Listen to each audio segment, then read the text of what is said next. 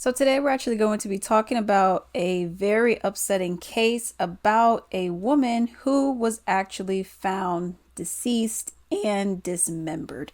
All right. I have the details of the story and let's get into it. It says missing Louisiana teen's body was found dismembered in a river. The man that she met online has been charged. The death of a 19-year-old female from New Iberia, Louisiana, has been connected to a 29-year-old man to which she met online. Cheryl M. Turner was last seen by her family on December 31st, 2023, before traveling to the West Monroe home of Anthony Pierce Holland Jr. The Catahoula Parish Sheriff's Department explained in a press release.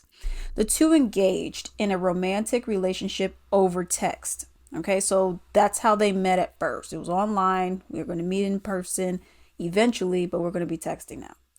All right, and it says Turner told her family that she was going to be staying with him before leaving home. All right. The West Monroe Police Department collaborated with the Catahoula authorities in investigation explained. Turner's phone was connected to Wi-Fi, and this is how they were able to piece together the relationship between those two as well. And it says Turner's phone was connected to Wi-Fi near Holland Jr.'s phone before it stopped transmitting on the night of January 2nd. Her twin sister, Sherry, explained in the GoFundMe campaign that Turner was reported missing on January 3rd, expressing that as the days went on, they all knew something was not right because, as I said earlier, she was last seen December 31st.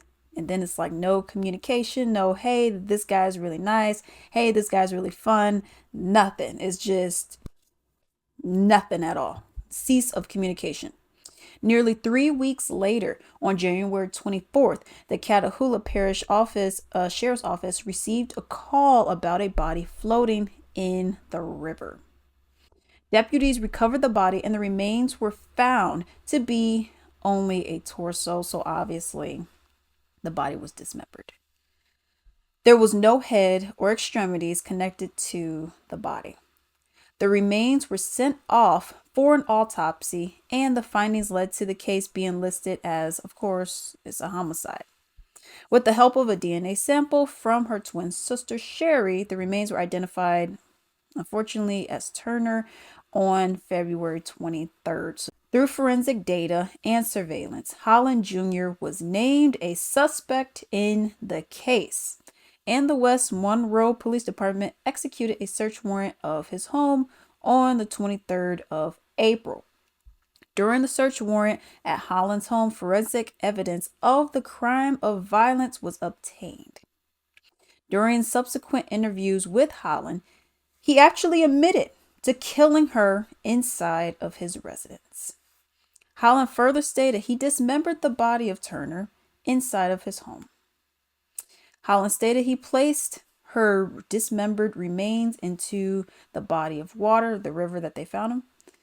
And it said Holland Jr. was taken to custody without incident and booked at the correctional center for one count of second-degree murder. Now, that's something that's very interesting to me because so you were messaging this lady, okay, this 19-year-old, you're messaging her, and y'all were getting it off, whatever, y'all were having fun, okay, and then you say, hey, come back to my place, why don't you come down to where I live? So then she goes down, but she does what you're supposed to do, which is, hey people, I'm going to be at blah blah blah address, I'm going to be up in this area, I'm going to be hanging out with this particular person, right? That's what you're supposed to do. She does that. She goes there. Now, what's the timeline? I'm not sure. They said they, had an autopsy for it. But did you murder her before that third day or whatnot? Did you murder her on the 31st when she came down? Was it the first? Was it the second? When the sister's like, okay, sister, where are you? Whatever. Can you call me back? Hey, what's going on? Was it the very first day? And why is it second degree? Is it because he confessed? I mean, chopping up someone's body I would think that would be intentional, something planned, and maybe you were messaging this person and then you did this deed. Wouldn't that be a planned thing? Unless I'm tripping. I would assume that would be a planned thing. So why would that be second degree? Only reason why I would think it'd be second degree is because he said, hey, I did it. Now, it's just, I mean, this is one thing about online dating as well. And of course, there's no way, shape, or form victim blaming, okay? But this is the thing about online dating. Heck, I've done it. You meet a lot of wackos out there, okay? You meet a lot of people where it's like, something's not right. You know what I mean? And that's something I feel personally, and this is no 100% guarantee, of course, but this is something that I feel personally when you meet someone in person, those kind of people who have particular traits may not gravitate towards you. You may be the kind of person where you look the other way because that just those kind of features you wouldn't go towards. But online, anyone could be anyone, you know? You can say, "Oh my god, I'm laughing out loud right now. This is so great." And meanwhile, you're watching a true crime documentary.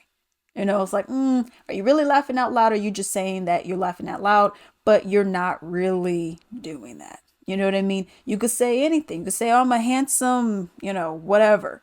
I'm a handsome stallion. I'm great.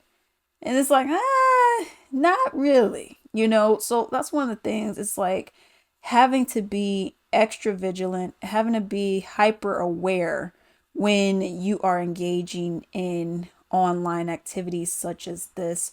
And I mean, there obviously, I'm sure there were no signs of, hey, yeah, I want to go and do bad things to you. Okay, so that's one of those things where you can't just be like, well, if she would have looked at the signs, it's like, well, now, the only thing I could say, and this is not to be mean, but there are certain looks that certain people have. Some people can't help it, but you see certain looks and it's like, you look a little sketchy. Okay, that's the only thing that could possibly be something. But then again, you have nice people who do look sketchy, you know? So unfortunately, this is what ended up happening. Luckily, we were able to, when I say we, I mean the police officers. Luckily, they were actually able to find the person who did this, and he just up and confessed. What's the motive? I mean, do you really need a motive if you're out here chopping up people? I don't know. But let me know what you all think about that story down below.